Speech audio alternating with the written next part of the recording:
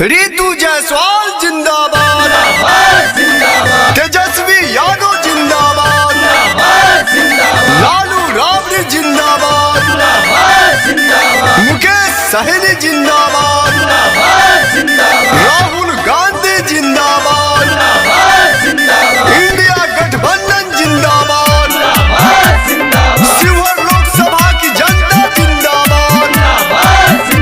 ललटेन छाप जिंदाबाद, गौरी भवन के नेता बाड़ी रितु जायसवाल जी, राउ रोही बेटी बाड़ी सुनो चाचा चाची, विरोधियन के झांसा में यह नहीं भैया, इन्हीं के बनई है अब की शिवहर के सिपहिया, लालटेन जोरी फन फन होई विकास धन धन, लालटेन जोरी फन फन होई विकास धन धन, रितु जायसवाल जिंदाबाद, तेजस्वी यादव जिंदाबाद, लालू राबड़ी जिंदाबाद, मुकेश सहनी जिंदाबाद, गावे गावे सुनो घूमो तारी लेवे खातिर आशीर्वाद जी, इन्हीं के बहुत लोहर बोहर सांसद बना दियब की बार जी, गावे गावे सुनो घूमो तारी लेवे खातिर आशीर्वाद जी, इन्हीं के बहुत लोहर बोहर सांसद बना दियब की बार जी,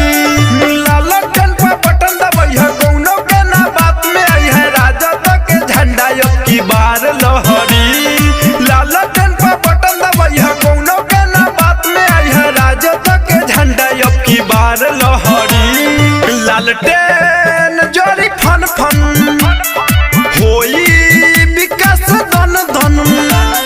लालटेन जोरी फन फन होई विकास धन धन, रितु जायसवाल जिंदाबाद, तेजस्वी यादव जिंदाबाद, लालू राबड़ी जिंदाबाद, मुकेश सहनी जिंदाबाद, मांगोता शिवहर लोकप्रिय नेता इनके जीताई अब की बार हो,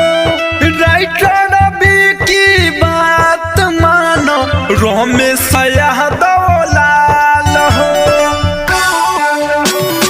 मांगोता शिवहर लोकप्रिय नेता इनके जीताई अब की बार हो,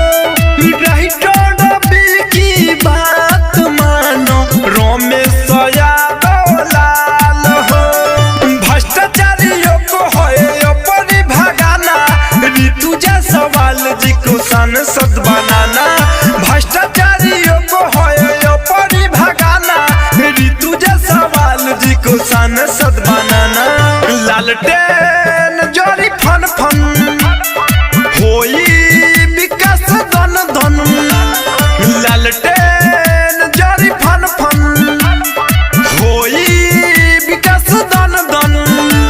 विरोधियन के झांसा में यह नहीं भैया, इन्हीं के बनई है अब की शिवहर के सिपहिया, लालटेन जोरी फन फन होई विकास धन धन, लालटेन जोरी फन फन होई विकास धन धन। Recording by A to Z Dhaka।